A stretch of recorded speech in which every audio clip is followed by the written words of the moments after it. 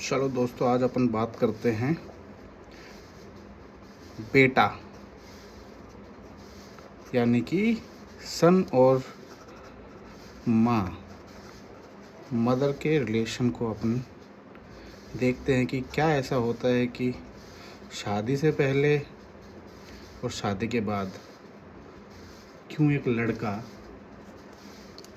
फंस जाता है खींचतान के अंदर। ठीक है, ये टॉपिक इसलिए ले रहा हूँ क्योंकि एक फ्रेंड था मेरा जिससे अपना कोई डिस्कशन हो रहा था, तो उसने कुछ बातें बोली कि यार मम्मी बदल गई है जब से मेरी शादी हुई है, मम्मी समझती नहीं है। इन सब बातों के बीच में हम लोगों के कुछ सवाल जवाब हुए। फिर पता चला कि this is a psychological game, ये सब माइंड का खेल है।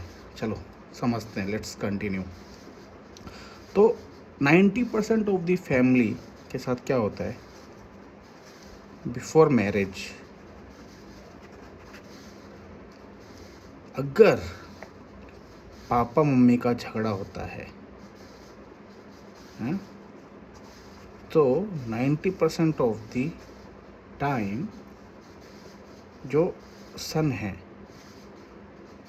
वो साइड लेगा किसकी? अपनी मम्मी की।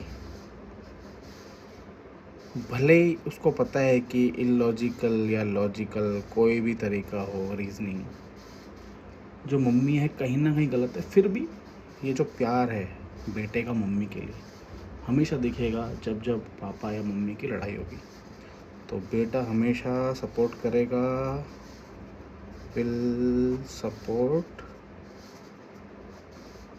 His mother. चलो मानते किसी की शादी हुई अराउंड 25 ईयर्स ऑफ एज के अंदर। अब होगा क्या, नई लड़की है, शादी करके घर पे आई, अब होता है गेम स्टार्ट।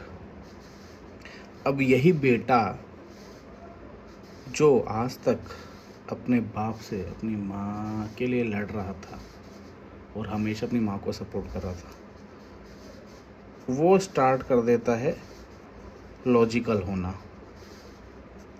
होना for his wife. Now this is not wrong, this is right, but for that women जो कि देख रही थी कि 25 साल तक मेरे बेटे ने हमेशा मेरा सपोर्ट किया, हमेशा बोला कि नहीं मम्मी मैं हूँ तेरे साथ, वो आज उसको अचानक से क्या हुआ कि वो मुझे लॉजिकल एक्सप्लेनेशन देने लग गया। सो गाइस समझो, ये 25 साल तक जो प्यार था, ये जो बॉन्ड है, बॉन्ड ऑफ 25 ईयर्स, उसके अंदर कुछ भी लॉजिकल नहीं चलता। जो चलता है वो चलता है इमोशंस। नाउ आप लोग समझोगे कि तो इंसान करे तो करे क्या। अगर जो वाइफ है वो सही है तो क्या वो उसकी साइड ना ले? इसका आंसर मैं करने से पहले आपको बताता हूँ कि जब जब साइड लेगा तब तब लंका लगेगी। क्यों लगेगी?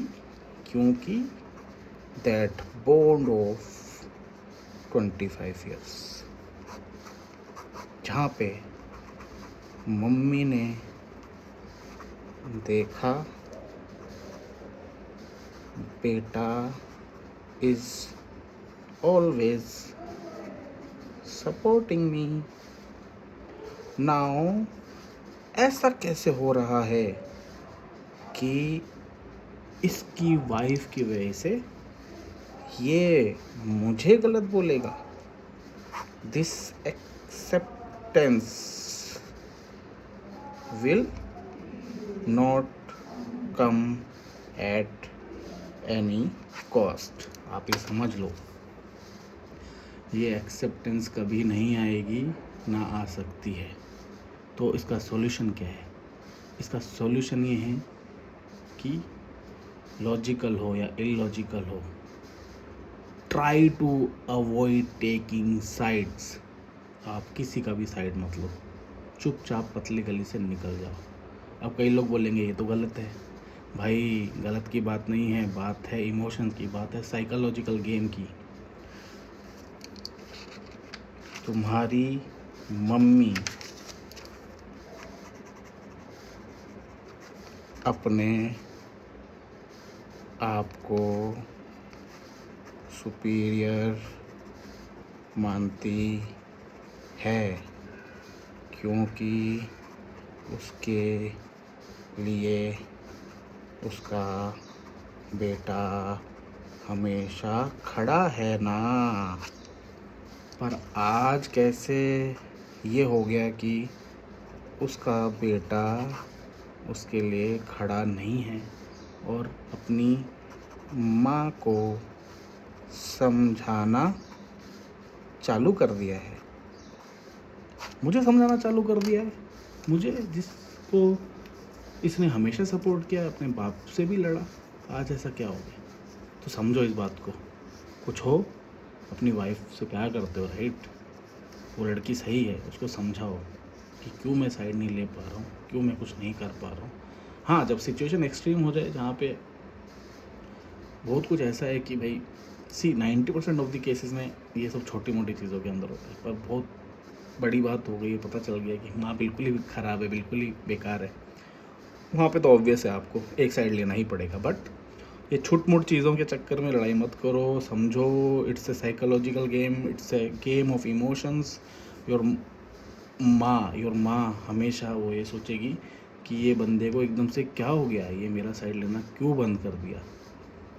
समझ रहे हो आप? ये स्टार्ट हुआ था आपकी मम्मी का साइड लेने से, जब शादी से पहले आप हमेशा अपनी मम्मी का साइड लेते थे।